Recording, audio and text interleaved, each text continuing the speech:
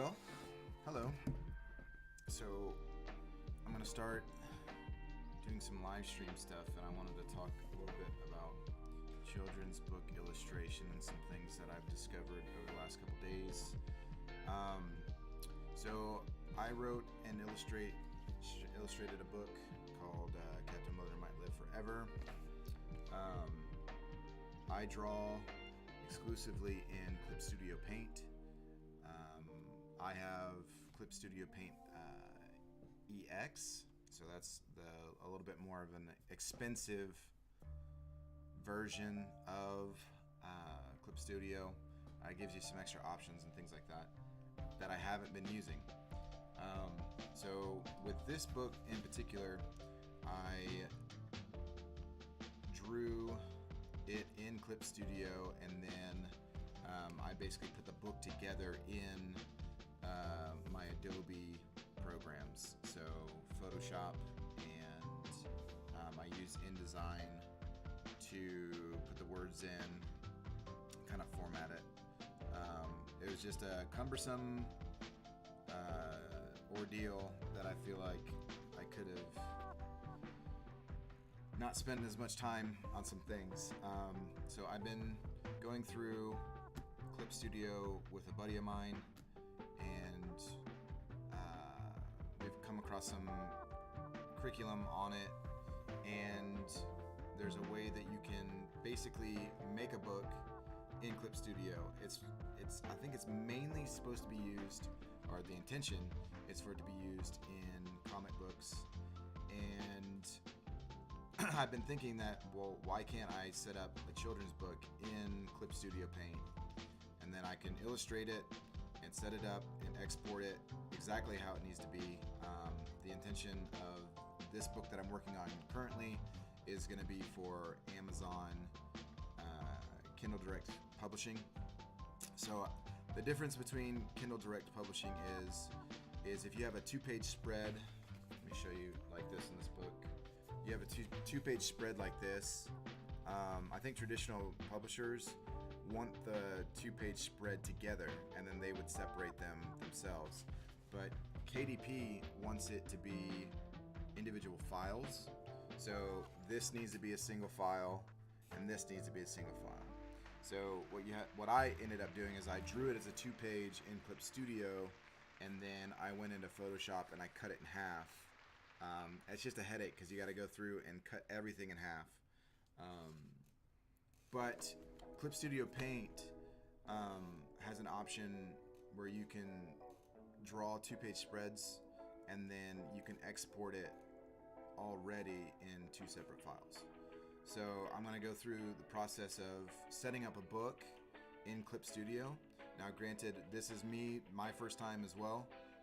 So I might make some mistakes, and then if I make some mistakes, we'll correct them. But yeah, I just wanted it to be kind of an explanatory how to make a children's book in Clip Studio Paint. Why do I draw in Clip Studio Paint? I know there's a lot of different drawing options. If you're drawing on an iPad, a lot of people like Procreate. I know that a lot of illustrators draw in Photoshop. When I first made the transition from a traditional artist into digital art, I started off with a Wacom Mobile Studio Pro 16, and I had a buddy of mine that we're going through Clip Studio right now together, showed me Clip Studio Paint, and it felt the most like drawing on paper. And I think that's the big thing for a lot of digital artists when they transition from traditional to digital. It's really hard to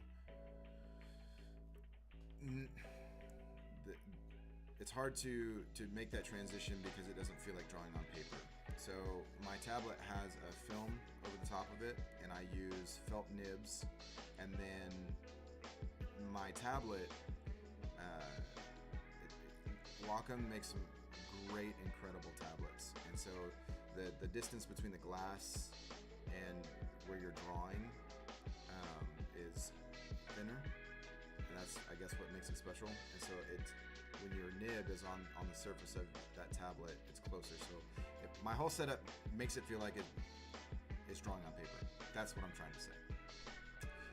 And I started off with Clip Studio, and that's what I started with. So that's what I've always drawn in. I've dabbled in like Frisco and Photoshop a little bit. I just didn't like it. Clip Studio was developed specifically for manga. It used to be called Manga Studios. So the way the program uses pens and ink and things is just so smooth, and paired with a Wacom tablet and the pen, it's a great setup in my opinion, and I probably won't change. Clip Studio is making some changes in the future. They're coming out with a version 2. Everybody's kind of nervous about it. I'm not really sure where I set with it, because they got a subscription based, and then so I already have EX, which is a couple $100 program, and Clip Studio has some cheaper options, but now it's like it almost seems like you're gonna have to buy the new version every year. I don't know. We'll see how it goes. Anyway, so that's why I've chose this program. I'm trying to eliminate things from my workflow, like taking it from Clip Studio into Photoshop, cutting it, formatting it. I'm trying to keep it all in one place. So this is what we got going on. Let's switch over to the tablet. Okay, so here I have my book set up in Clip Studio. So this is my drawing program. I've been able to eliminate a lot of these panels because I'm using the Clip Studio TabMate, which is an incredible product. My buddy suggested it, and basically you can format all the buttons, and it only works in Clip Studio. I think if you want it to use it in other programs, you basically have to break it. So you have to jailbreak it, and that just didn't seem okay to me. Anyway, so it's specifically made for Clip Studio, and then you can format buttons. It's got a scroll wheel and then several buttons. So you can replace, a lot of times I would use my tablet to do the undo, redo, and change brushes and all that. Well, this eliminates all that. So it's a single handheld like that, and then I hold my pen in my right hand. I'm able to undo, redo, and then that scroll wheel, I can resize my brush. And then I have pop-up menus for my layers panel and my color palette. So it just basically eliminated needing the keyboard, and eliminated all those extra movements you would have to make on your screen to undo, redo, and so it cuts down your process. Once you get used to it, it's just really quick. So it cuts your drawing time down, which is great when you're illustrating books, right? Okay, so there's that. I'll do a review on that. It's great. I'll show at one point. Maybe we'll go through it and I'll show some of the features and benefits of that. So if you're drawing in Clip Studio, I think you need this. Okay, so setting up a book. This is specifically going to be for KDP. If you go through and try to figure out how to set up a book in KDP, it is extremely confusing. I had a lot of problems going through. I made a lot of mistakes. It was a process of learning and understanding that could have been mitigated if I had known how to set up a book in Clip Studio. So what we're gonna do here is we're gonna go into Clip Studio. If you have it, we're gonna go File, New. My pop-up menus are on the wrong screen. Okay. So here is the menu. All right. So I've got Show All Comic Settings. I've got it set to whatever my file I need to go to is, where I want to place it. Okay, and then here's the thing. So when you first set up, I went ahead and set it up. This book's going to be a 8.5 by 11, which is pretty standard. 400 resolution.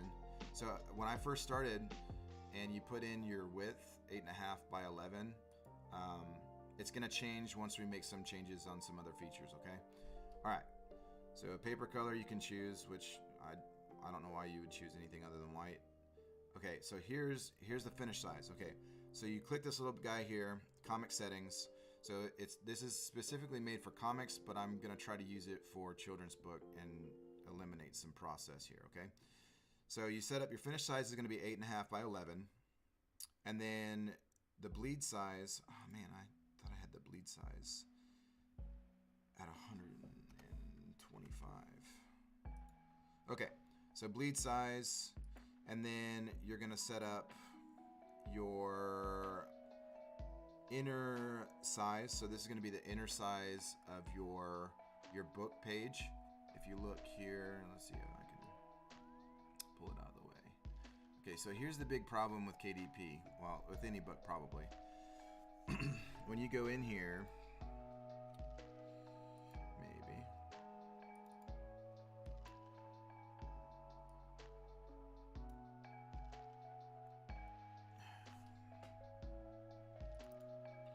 Program stopped working. Anyway, okay, so you see this guy in here? This is your safe area. You want to keep all your important illustrations in.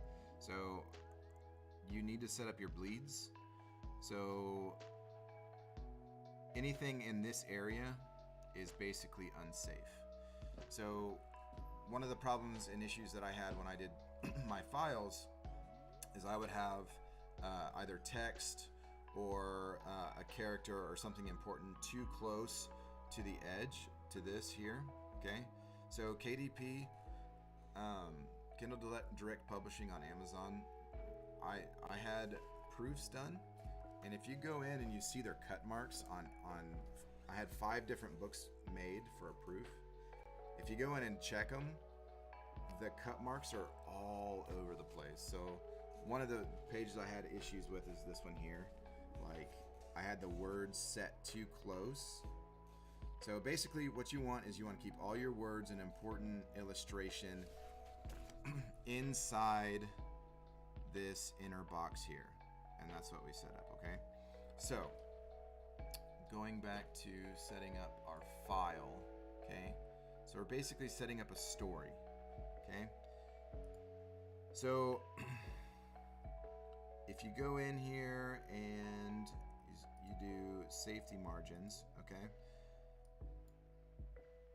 I don't know why this is. Try to do this better. Bring that down. Okay, so we have our safety margins down here, right? So KDP wants your safe margins to be 0.25 inches, okay? So you want your top to be 2.5, you want your bottom to be 2.5, and then your inside margin is going to be, it changed it on me again. It's going to be,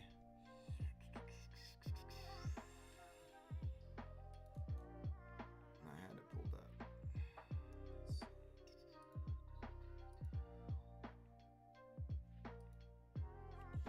Yeah, I pulled it up on my phone.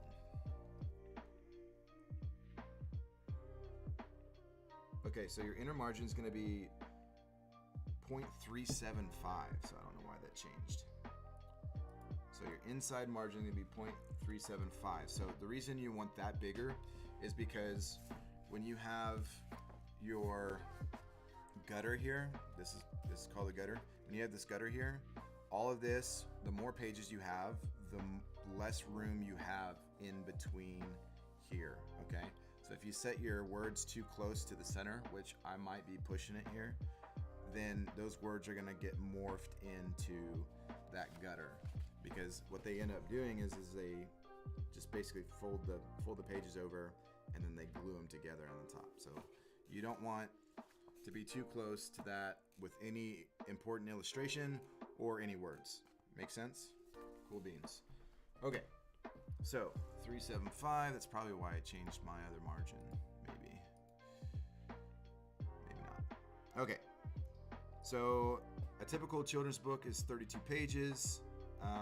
It starts off on the right-hand page, which this is basically a throwaway page, essentially. So what I do is I just make maybe a little illustration here, like this chicken, and then this is the page that I sign if somebody wants me to sign the book, okay? And then your next page is going to be your copyright page, which over here it's got all the copyright information saying, hey, this belongs to me. And then your title page, which is basically just your title page, right? Cool beans. So 32 pages. So technically you have, I think it's 28 pages that you have to do. And then your last page is going to be a left-hand page like that, if that makes sense, okay? So 32 pages. We want it to be, so your binding point, you want it to be on the left side. Here's the cool thing.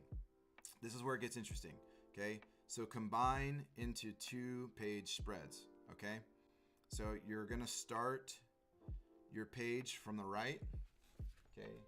So you wanna start your page because this is the cover page, so you can't print on that. It's just gonna be white, all right? So you're gonna start on a single right-hand page, okay? That means that when you end with your 32 pages, your last page is gonna be on the left hand, okay?